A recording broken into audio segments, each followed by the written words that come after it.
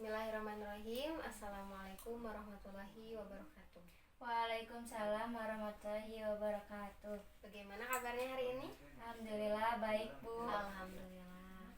Apakah kalian sudah siap mengikuti pembelajaran hari ini? Siap, Bu. Ya, bagus. Ibu absen terlebih dahulu ya. Ya. Alicia Putri Hardianti. Hadir, Bu. Ya, bagus. Coba kalian cek terlebih dahulu kerapihan pakaiannya, posisi dan tempat duduknya. Sudah rapi? Sudah, Bu. Ya, bagus. Nah, pada pertemuan hari ini kita akan mempelajari mengenai ibadah kurban.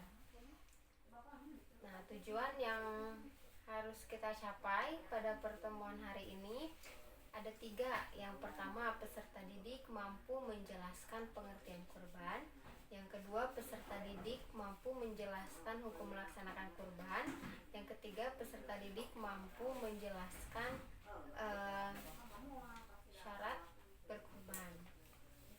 Nah, kegiatan yang akan kita lakukan pada pembelajaran kali ini yaitu secara berkelompok dengan metode pembelajaran number head together. Nah, number head together ini nanti ibu akan kasih kalian pilihan ada 3 nomor. Nomor 1 untuk pengertian, nomor 2 untuk hukum, dan nomor 3 untuk syarat. Nah, silakan kalian duduk secara berkelompok. Satu kelompoknya terdiri dari 3 orang. Bebas ya.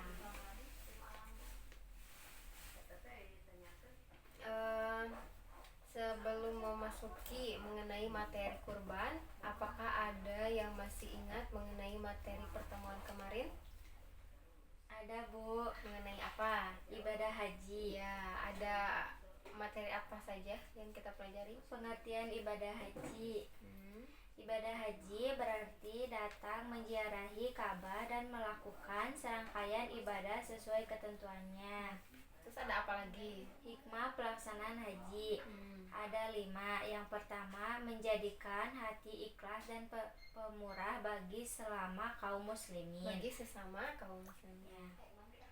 Kedua, ibadah haji menjadikan kita kembali ke fitrah. Yang ketiga, menumbuhkan jiwa pengorbanan.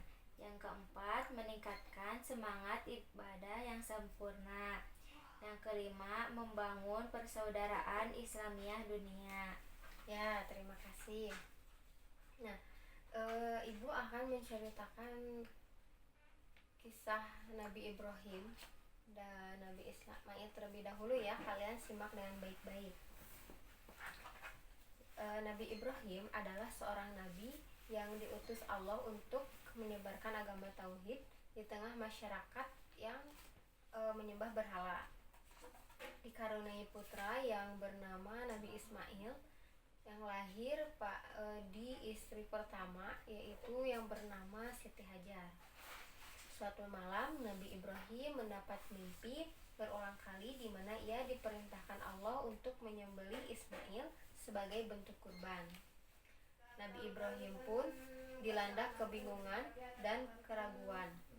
Lalu menceritakan mimpinya kepada Ismail dan dengan penuh keyakinan justru mendukung ayahnya untuk melaksanakan perintah Allah.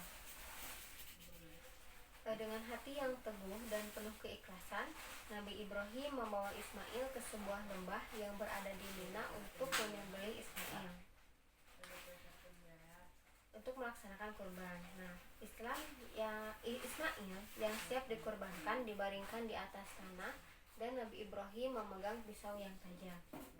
Keajaiban pun muncul saat Nabi Ibrahim hendak menyembelih Ismail.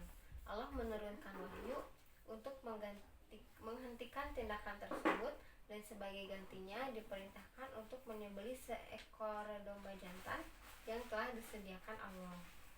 Dari peristiwa inilah menjadi bukti nyata ketaatan Nabi Ibrahim kepada Allah SWT dan ketersediaannya untuk mengorbankan apapun.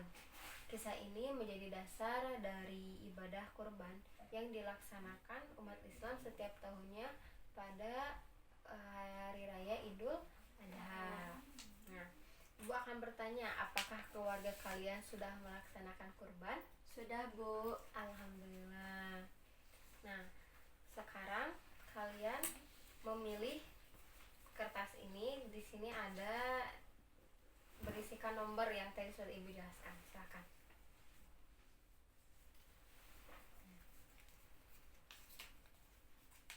Pengertian ibadah kurban. Ya, silakan kalian cari itu dan yang lain juga mencarinya.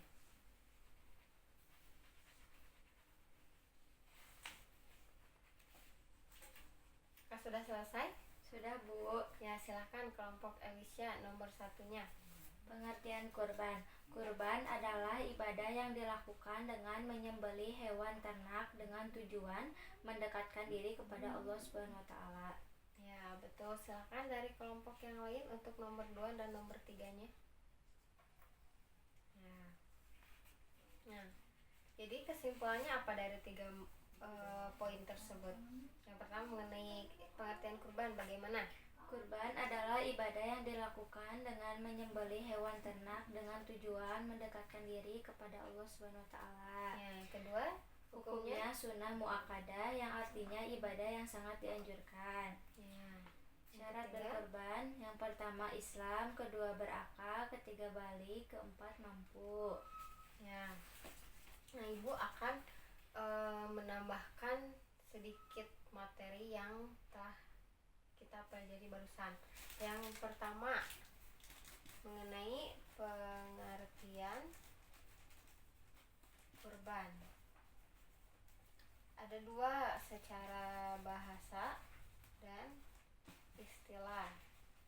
Nah, secara bahasa kurban berarti menghampiri atau mendekatkan. Nah, secara istilah, kurban adalah suatu ibadah yang dilakukan untuk menyembelih hewan ternak dengan tujuan mendekatkan diri kepada Allah Subhanahu wa taala. Nah, dilaksanakan pada hari raya Idul Adha, yaitu tanggal 10 Dzulhijjah, dan hari Tasyrik, yaitu pada tanggal 11, 12, dan 13 Dzulhijjah. Nah, yang kedua mengenai hukumnya.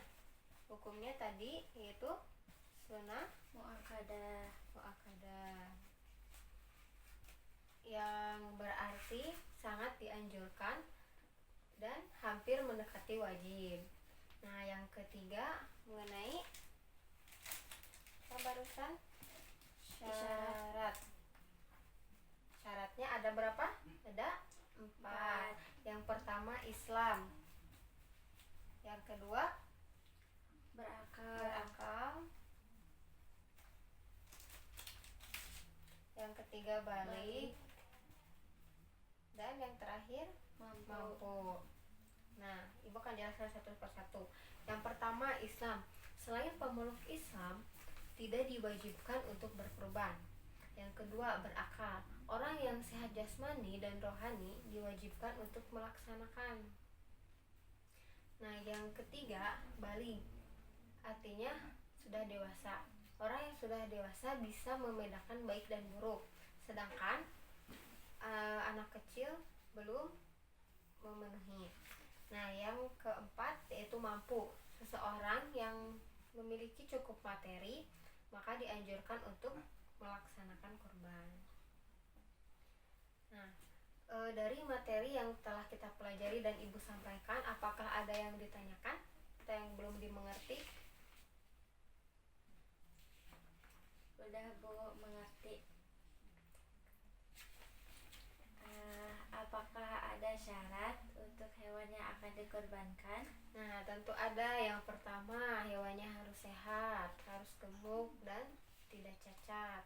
Nanti kita akan pelajari lebih lanjut di pertemuan selanjutnya. Apakah ditentukan jenis kelaminnya?